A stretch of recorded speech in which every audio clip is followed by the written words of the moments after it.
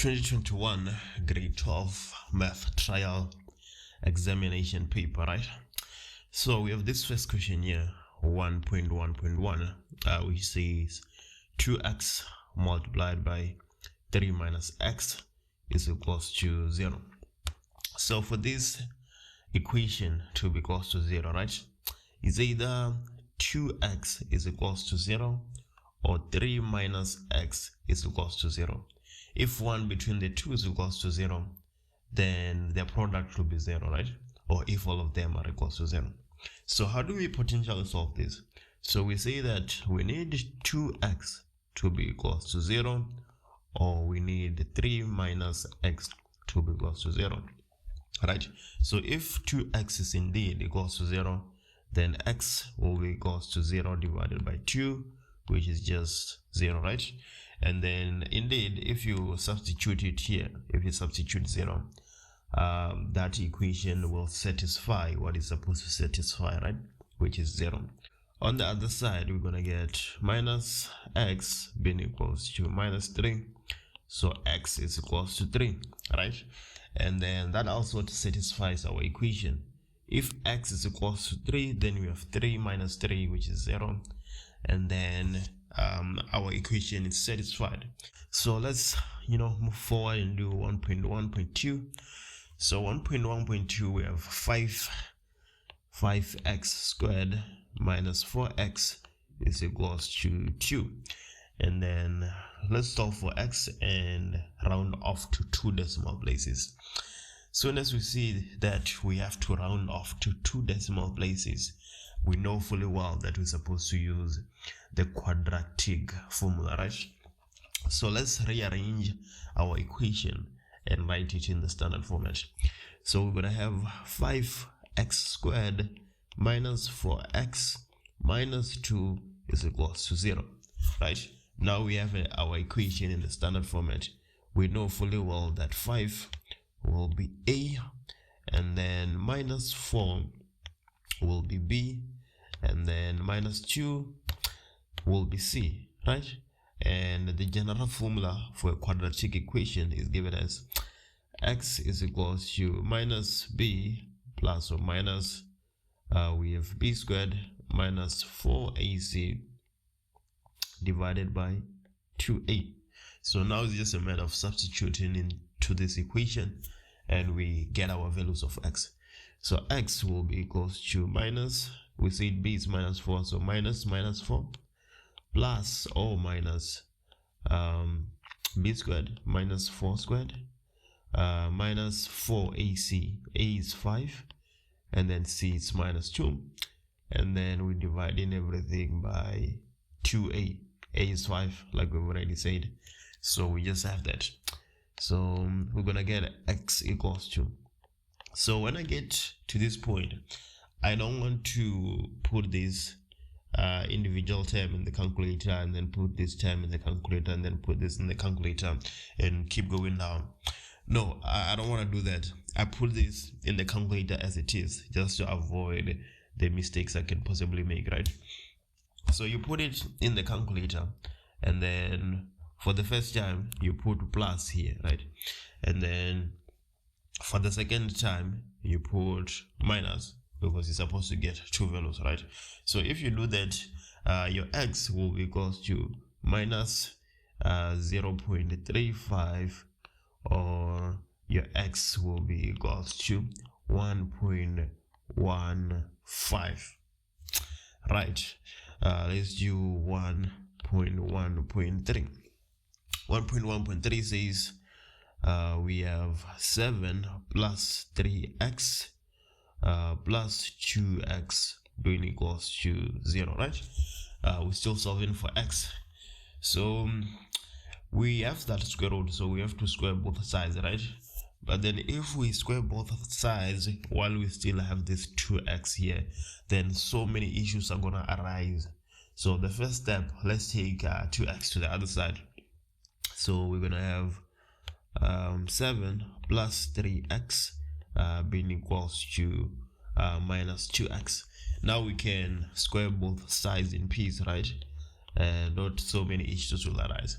So we're going to have 7 plus 3x is equals to 4x squared, like you would, expect. And then if we rearrange this, we get 4x squared minus 7 minus 3x. Actually, let's start by minus 3x so that it can be standard format, right?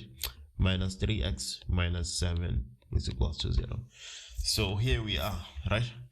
If I have an equation like this and then a is not 1, I usually resort to using the quadratic formula, right?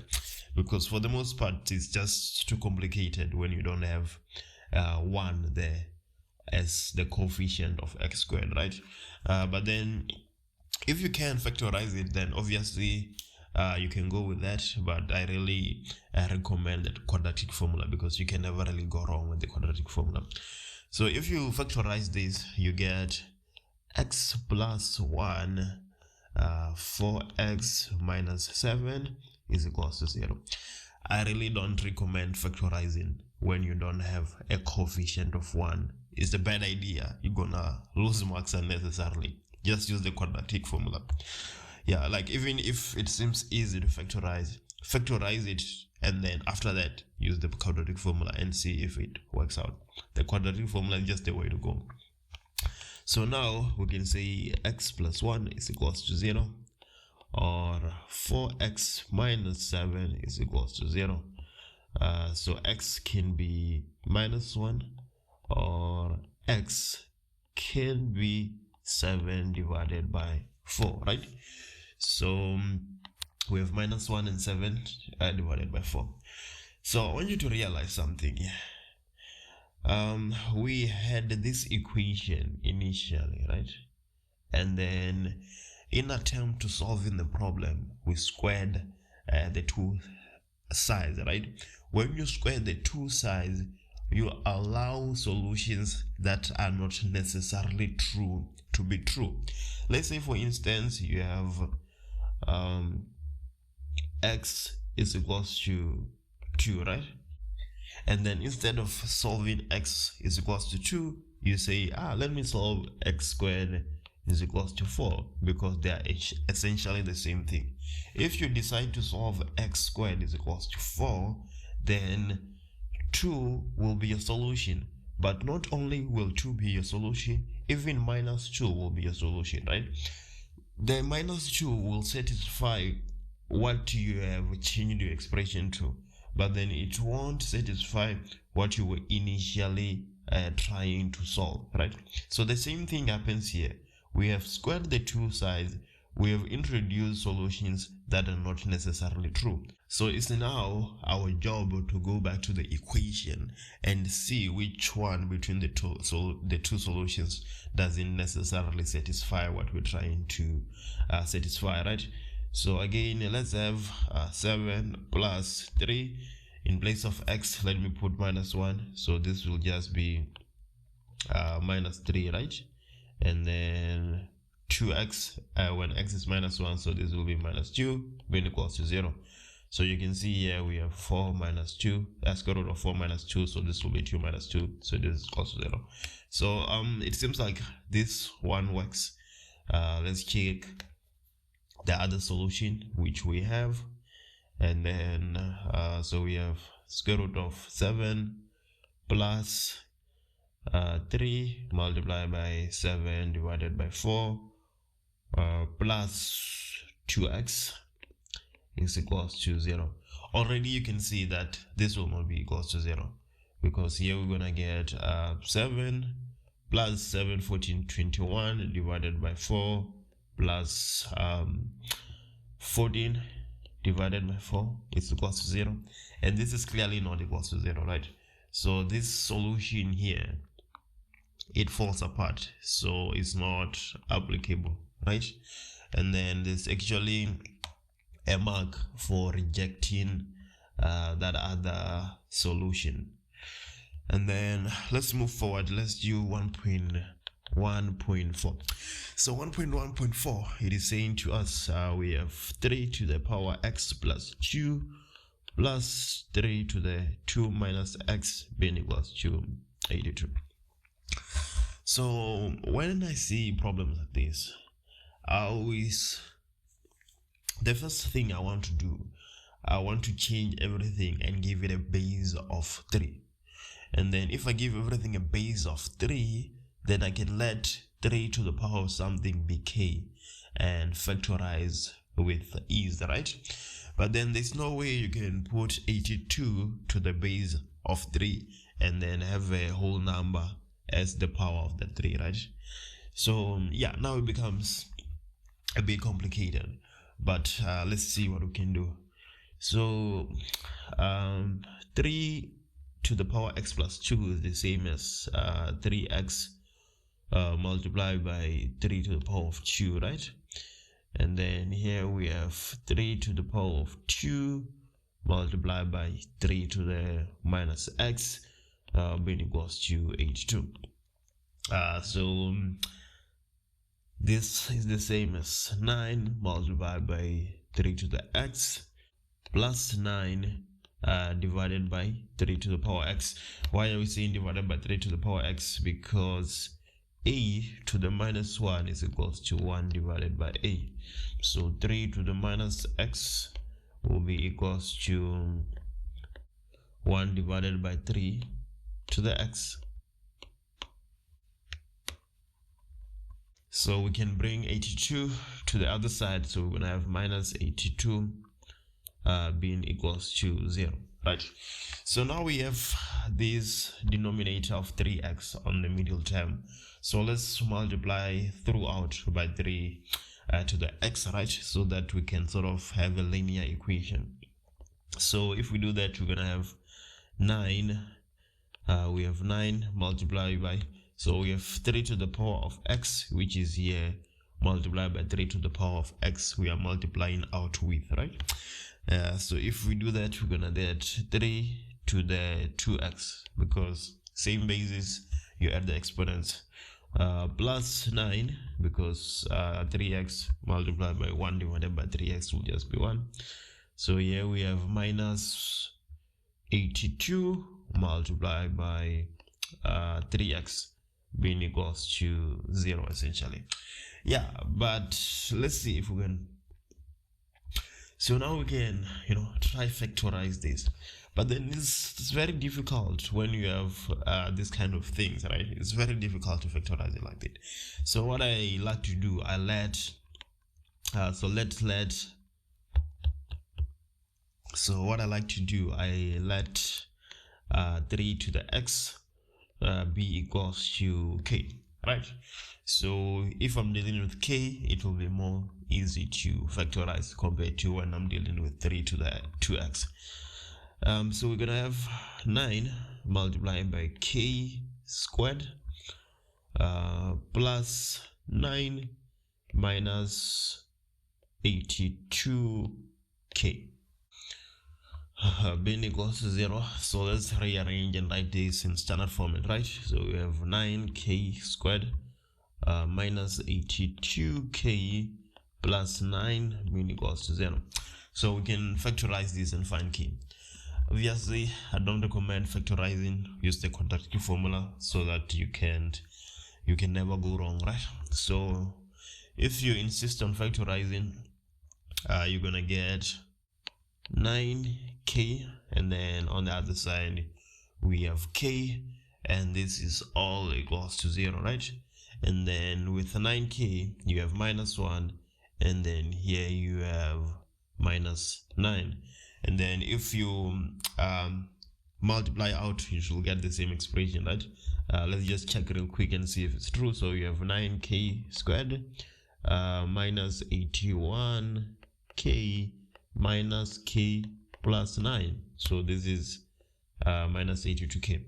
So yeah, we have factorized correctly, but I don't recommend it, as I've been saying. So now we can say that 9k minus 1 is equals to 0, or k minus 9 is equals to 0. So k is equals to 1 divided by 9, and then on the other side we have k being equals to 9.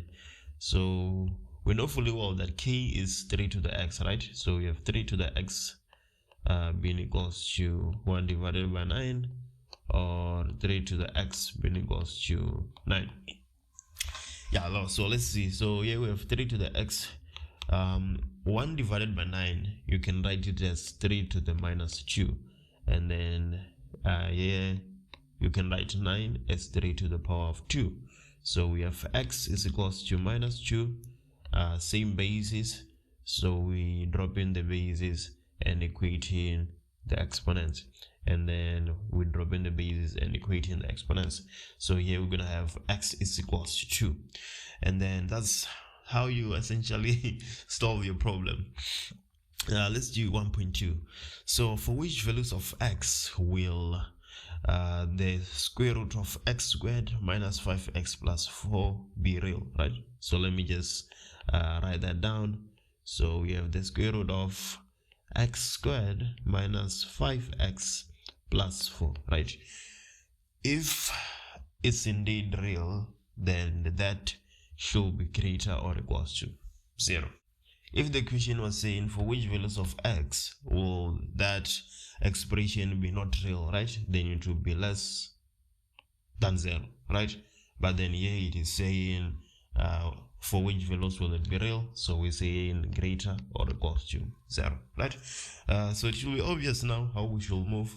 We're squaring both sides, so we get x squared minus 5x plus 4 being greater or equals to 0, right?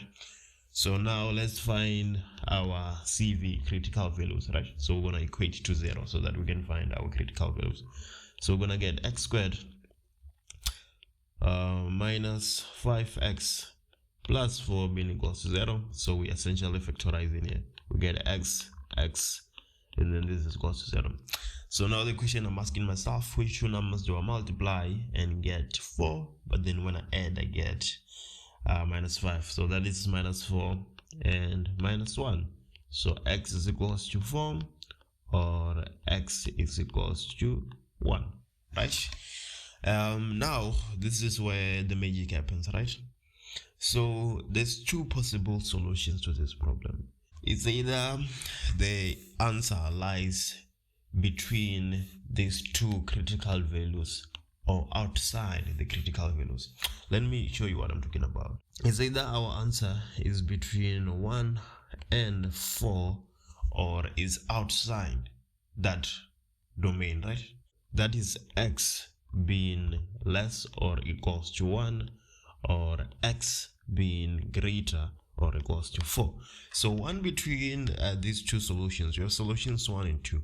One between these two solutions needs to be true, right? So if you try out a solution in the first possible solution and then you get the right answer, then that solution is right and the other one is wrong, right? And vice versa is true. So let's pick a number between 1 and 4. If we pick a number between 1 and 4 and we substitute it here in our equation and our equation is satisfied, then our answer lies between 1 and 4. And then if that number that we pick doesn't satisfy our equation, then without testing the other solution is automatically true, right?